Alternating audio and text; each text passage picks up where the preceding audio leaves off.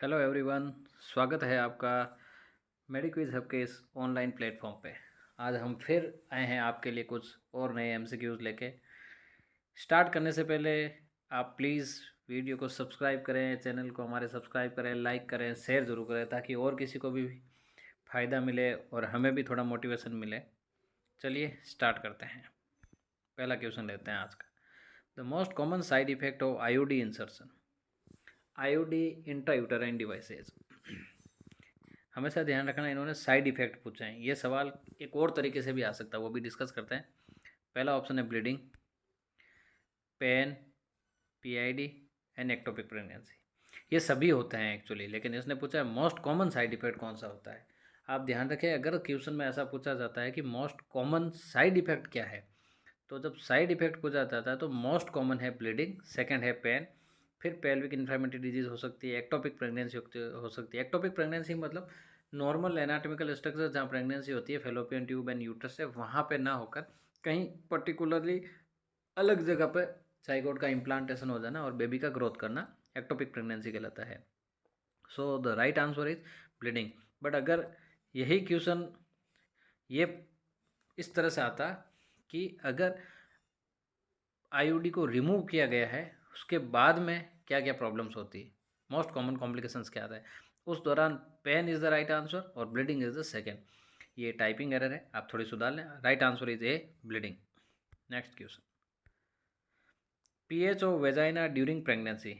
Vagina की pH during pregnancy generally क्या होती है, देखते हैं। पहला ऑप्शन है बेसिक, सेकंड है acidic, third A and B both, D neutral. तो आप सभी जानते हैं ड्यूरिंग प्रेगनेंसी वेजाइना की पीएच एसिडिक होती है। एसिडिक क्यों होती है?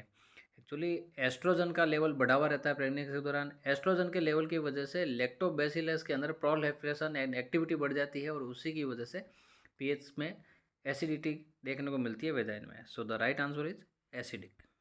Next question, most common complication of glomerulonephritis is. MC को हम मोस्ट कॉमन कॉम्प्लिकेशन भी पढ़ते हैं और कई बार अपन मेन कोज भी पढ़ते हैं। तो यहाँ एमसी का मतलब मेन कोज से है, मोस्ट कॉमन कॉम्प्लिकेशन नहीं है। तो ऑप्शन देखते हैं अपन। First option staphylococcus infection, second E coli infection, third clostridium infection, D group A beta haemolytic streptococcal infection. ये जो डिजीज से रिलेटेड कुछ बैक्टीरिया वगैरह होता है, इसके में कोई लॉजिक नहीं होता एक्चुअली। कोई कुछ बताए आपको, कोई तरीका बताए, कोई तरीके काम नहीं आते हैं।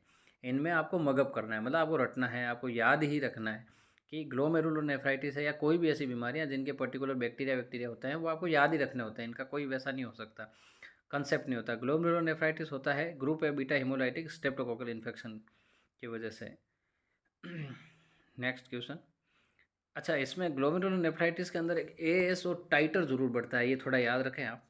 कभी इन डेप्थ में जब अपन कंसेप्ट टॉक करेंगे पर्टिकुलर टॉपिक पे, तब आपको इन डेप्थ में अच्छा बताया जाएगा। हमारा उद्देश्य ये रहता है कि हम शॉर्ट एंड स्वीट वीडियो बनाएं जिससे आपको ज़्यादा एमसीक्यू मिल जाए, क्योंकि आपने बहुत थ्योरी करी है, बहुत जगह से पढ़ा है, लेकिन कुछ एमसीक्यू मिलता जाए जिससे आपकी प्रैक्टिस हो जाए। इसलिए हम ज़्यादा यहाँ एक्सप्लेनेशन नहीं कर रहे हैं, इंपॉर्टेंट पॉइंट का एक्सप्लेनेशन करते हैं। Next question, which vaccine is not included in mission Indradhanush. Mission Indradhanush के अंदर कौन सी वैक्सीन इंक्लूडेड नहीं है? First tuberculosis, second meningococcal meningitis, C diphtheria and D measles. Mission Indradhanush, Indradhanush में आपको पता है 7 कलर होते हैं, तो ये 7 कलर के अकॉर्डिंग ही इसके अंदर आप वैक्सीन को याद रख सकते हैं। जैसे कि सातों के सातों किल्ड वैक्सीन होती है, ये भी आप ध्यान रखना। इसका एक तरीका है मेरा डीपीटी पीटीएच करके। मेरा मैं से आप याद रखें मीजल्स, डीपीटी का आपको पता ही है diphtheria pertussis and tetanus, and PTH polio tuberculosis and hepatitis. तो ये होता है पीटीएच, ये याद रखना है। तो इसमें आपको पता है कौन सा नहीं हो सकता है, ट्यूबरकुलोसिस होता है, डिप्थीरिया होता है एंड मीजल्स होता है। So the right answer is meningococcal meningitis. Next question, what is the term use for no sperm in semen. Semen के अंदर अगर स्पर्म नहीं है, या इस क्वेश्चन को ऐसे बोलें कि स्पर्म अब्सेंट है, उस सिचुएशन को, उस टर्म को अपन क्या बोलेंगे? थोड़ा टाइपिंग एरर है, आप अंडरस्टैंडिंग है। First option is asthenospermia, next aspermia, next azoospermia, next oligospermia. So first option is asthenospermia. Asthenospermia का मतलब होता है स्पर्म की मोटिलिटी डिस्टर्ब होना, डिस्टर्ब होना, कुछ गड़बड़ होना उसके अंदर, पैथोलॉजिकल इश्यूज होना। तो मोटिलिटी रिलेटेड जो भी स्पर्म में दिक्कत होती है उसके लिए टर्म यूज लेते हैं अस्थेनोस्पर्मिया। अस्पर्मिया का मतलब होता है अब्सेंट ऑफ सीमन, सीमन का ही अब्सेंट होना, अस्पर्मिया उसे कहते हैं। नेक्स्ट है एजूस्पर्मिया, स्पर्म का काउंट कम होना, स्पर्म कम काउंट नहीं सॉरी स्पर्म कम होना, सीमन के अंदर स्पर्म का अब्सेंट होना ही एजूस्पर्मिया। ए का मतलब ही अब्सेंट होना होता है, जो सभी टर्म के आगे ए लग रहा है ना उसका मतलब अब्सेंट है। तो एजूस्पर्मिया में स्पर्म काउंट अब्सेंट होना सीमन के अंदर। नेक्स्ट ओलिगोस्पर्मिया, ओलिगो का मतलब होता है डाउन, पोली का मतलब होता है ज़्यादा, oligo down, count of sperm is less in semen. तो right answer is C, azoospermia. Next, Kegel exercise during pregnancy used for strength. Kegel exercise pregnancy के दौरान किस चीज़ की स्ट्रेंथनिंग के लिए की जाती है? एक्चुअली केगल एक्सरसाइज जनरली भी लोग करते हैं पेल्विक फ्लोर मसल के लिए, ज़्यादा राइट आंसर है, सभी आप जानते भी हैं। कुछ प्रॉब्लम्स भी होती है पेल्विक रिलेटेड या एनएस रिलेटेड या कुछ सर्जिकल रिलेटेड, कुछ एब्डोमन एक्सरसाइज रिलेटेड, तो पेल्विक मसल फ्लोर के लिए की जाती है। बट आंसर में भी यही है, pelvic floor muscle. Triceps muscle हाथ में होती है, रेक्टस एब्डोमिनस मसल एब्डोमन में होती है, इनके लिए ये नहीं होती है। तो right answer is pelvic floor muscle. Next question, cardiac sphincter is situated at. Cardiac sphincter कहाँ पे सिचुएटेड होता है? एंडोस्टोमक। एंडोस्टोमक जहाँ होता है आपको पता है वहाँ कार्डियक स्पिक्टर नहीं होता है। नेक्स्ट, एंडोइसोफेगस। यस, एंडोइसोफेगस पे कार्डियक स्पिक्टर होता है। अगर आपने एनाटॉमी कुछ पढ़ी हो तो अपन इन डेप्थ आज चर्चा यहाँ पे अपन नहीं कर रहे हैं, अपन शॉर्ट एंड स्वीट चल रहे हैं। जब कभी भी इन पे कंसेप्ट हो चलेंगे आपका और ज़्यादा अच्छे से कंसेप्ट क्लियर करवाएंगे। सो एंडोइसोफेगस को अपन हमेशा कार्डियक स्पिक्टर बोलते हैं। इन द हार्ट, ये कन्फ्यूजन करने के लिए ऑप्शन दिया जाता है, कार्डियक नाम से कहीं आंसर सी नहीं कर दिया जाए। D, starting at the oesophagus, ये भी नहीं होता है। इसोफेगस की जहाँ शुरुआत होती है वहाँ पे ये नहीं होता। So right answer is endoesophagus. Next question, auditory tube is also known. Auditory tube, auditory से आपका सीधा तात्पर्य होना चाहिए सुनने से, तो सुनने की जो ट्यूब होती है उसको और क्या कहते हैं?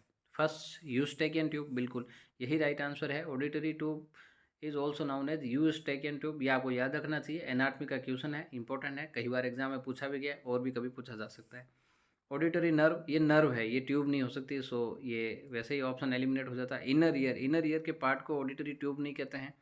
Next, middle ear, middle ear के पार्ट को भी ऐसा नहीं कहते। इनर ईयर में वेस्टिबुलो कोक्लियर वगैरह सब होता है एनाटॉमिकली, जो अपने बैलेंस एंड गेट को कंट्रोल करते हैं, बहुत सारी चीज़ें हैं।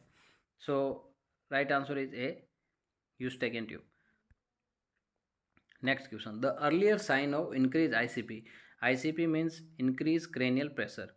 अगर इंट्राक्रेनियल प्रेशर या increase cranial pressure, intracranial pressure अगर आपका बढ़ता है, इंक्रीज होता है, तो अर्लियर साइन क्या आता है? ये साइन सभी आते हैं, जैसे अल्टर्ड सेंसेशन होता है, डिक्रीज बीपी, डिक्रीज बीपी नहीं होता है, इसमें बीपी बढ़ता है, अल्टर्ड सेंसेशन नहीं होता है। प्यूपिल चेंजेस ऐसे एकदम से नहीं आते हैं। Changes in LOC, yes, level of consciousness या लॉस ऑफ कॉन्शियसनेस दोनों बोल सकते हैं। चेंजेस इन, अपने कॉन्शियसनेस, जो अपनी समझ है, अपनी जो होश है, वो धीरे धीरे डिस्टर्ब होने लग जाता है, उसी को चेंजेस इन एलओसी कहते हैं। और यही अर्लियर साइन होता है जब भी आपका आईसीपी इंक्रीज होता है।